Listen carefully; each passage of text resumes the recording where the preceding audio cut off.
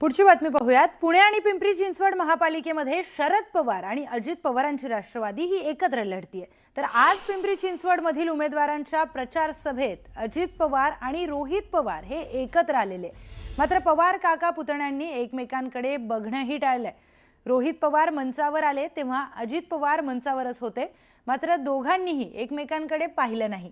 त्याचबरोबर मंचावरून खाली जातानाही दोघांनी एकमेकांकडे पाहिलं नाहीये।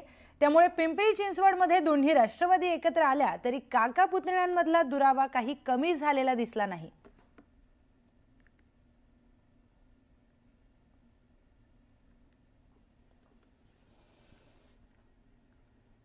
तर एकीकडे पवार काका पुतण्यांनी एकमेकांकडे बघणं टाळलं असलं तरी याच सभेत केजीएफ सिनेमाचा दाखला देत रोहित पवारांनी लांडगेंवर जोरदार टीका केली।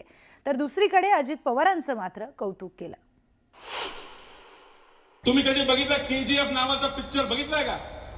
लय भारी पिक्चर आहे, बघायला लय भारी। त्याच्यामध्ये गरुडा नावाचा एक माणूस आहे, गरुडा बघितलाय? केस बीस असे लांब। अहो या भागामध्ये दोन गरुड आहेत, एक दाढीवाला गरुडा आणि एक बिना दाढीवाला गरुडा। जसं केजीएफ मध्ये आपण जर बघितलं त्याच्यामध्ये एक रॉकी भाई नावाचा माणूस आला होता। काय केलं त्यांनी? सर्वसामान्य लोकांची बाजू मांडली।